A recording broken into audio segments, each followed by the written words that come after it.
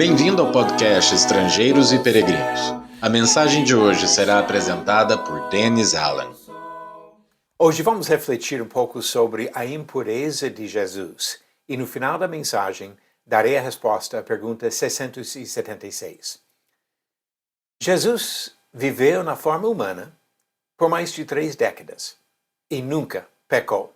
O apóstolo Pedro escreveu: "Porquanto para isto mesmo fostes chamados, pois que também Cristo sofreu em vosso lugar, deixando-vos exemplo para seguirdes os seus passos, o qual não cometeu pecado, nem dolo algum se achou em sua boca.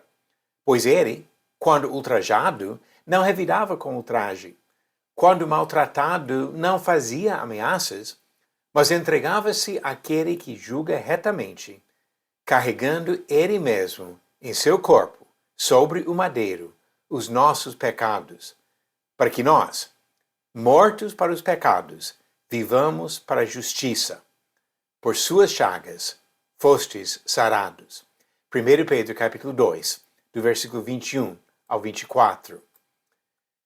Então, se Jesus nunca cometeu pecado, como podemos falar sobre a impureza de Jesus? Lucas, um dos homens escolhidos por Deus para registrar a vida de Jesus, descreveu um ato especial de Jesus na Galileia. Diz em Lucas capítulo 5, versículos 12 e 13, "Aconteceu que, estando ele numa das cidades, veio à sua presença um homem coberto de lepra. Ao ver a Jesus, prostrando-se com o rosto em terra, suplicou-lhe: Senhor, se quiseres, podes purificar-me. E ele, estendendo a mão, tocou-lhe, dizendo: Quero, fica limpo. E no mesmo instante lhe desapareceu a lepra." Conforme a lei em vigor naquela época para os judeus, este ato de Jesus tocar no leproso teria o efeito de deixá-lo ritualmente imundo. Pode ver isso em Levítico capítulo 5, versículo 3. Impureza ritual nem sempre envolvia pecado. E sabemos que Jesus não pecou. O ponto importante que a cura do leproso na Galileia mostra é que Jesus tomou sobre si a impureza dos homens para poder purificá-los. Para as multidões que acompanhavam o trabalho de Jesus nessa fase do seu ministério, foi uma ilustração viva do propósito da sua encarnação. A lepra não era pecado, mas servia para ilustrar o pecado. Jesus se compadeceu do corpo manchado por esta terrível doença e tocou neste homem para tirar seu sofrimento. Mas o foco de Jesus nunca foi apenas o sofrimento temporário e físico.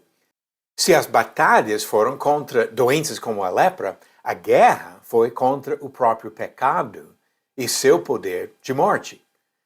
Mateus comentou sobre as mesmas curas de Jesus e ligou suas obras de curas a uma profecia do Antigo Testamento, de Isaías. Mateus disse, no capítulo 8, versículos 16 e 17 do seu livro: "Chegada a tarde, trouxeram-lhe muitos endemoniados, e ele, meramente com a palavra, expeliu os espíritos e curou todos os que estavam doentes, para que se cumprisse o que fora dito por intermédio do profeta Isaías. Ele mesmo tomou as nossas enfermidades e carregou com as nossas doenças." Enquanto muitos ainda perdem o significado do comentário de Mateus e focalizam as curas físicas, uma leitura do contexto de Isaías 53 tira qualquer dúvida.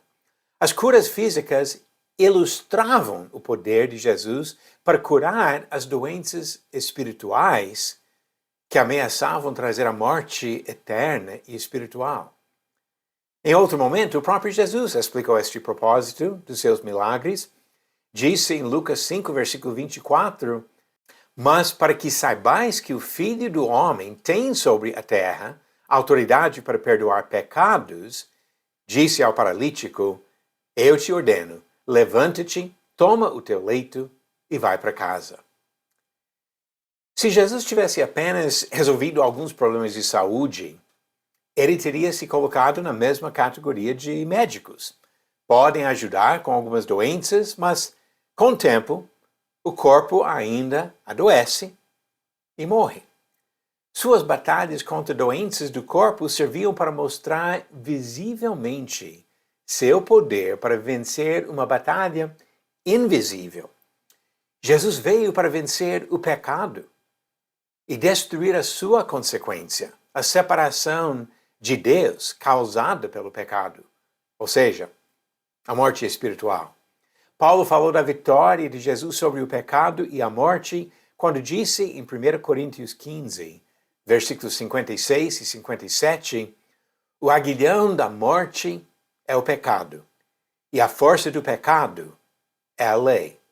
Graças a Deus que nos dá a vitória por intermédio de nosso Senhor Jesus Cristo. Não foi apenas sobre curas de lepra e paralisia que Pedro falou, mas sobre esta vitória de Jesus sobre o pecado e a morte, quando ele disse em 1 Pedro 2, versículo 24, carregando ele mesmo em seu corpo, sobre o madeiro, os nossos pecados, para que nós, mortos para os pecados, vivamos para a justiça. Por suas chagas fostes sarados. Jesus Cristo veio ao mundo, assumiu a forma de homem, sofreu junto com suas criaturas e tocou nas pessoas que sofriam. Ele se humilhou para tocar nas imundícias de um mundo dominado pelo pecado, para poder nos livrar desse domínio. Jesus fez muito mais do que curar enfermidades da carne. Ele se tornou o autor da salvação eterna para todos os que lhe obedecem, conforme diz Hebreus capítulo 5, versículo 9.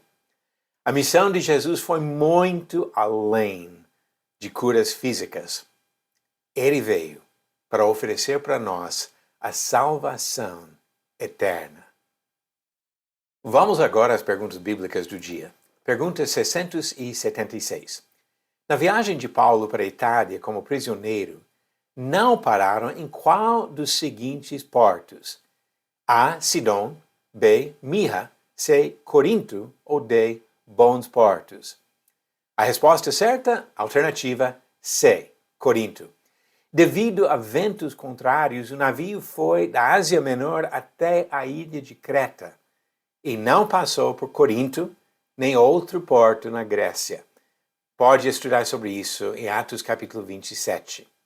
E a nova pergunta vem do Antigo Testamento, do livro de Juízes. Qual filho de Gideão ou Jerubaal foi proclamado rei por seus parentes? Alternativas: A. Abimeleque, B. Sansão, C. Otniel ou D. Sangai. A resposta no final do próximo episódio.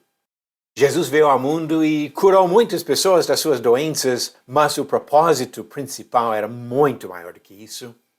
Ele veio para nos salvar dos nossos pecados. Obrigado por nos acompanhar nessa jornada pelas Escrituras. Volte amanhã para ouvir mais uma mensagem do podcast Estrangeiros e Peregrinos. Seguimos pelo mundo a viajar.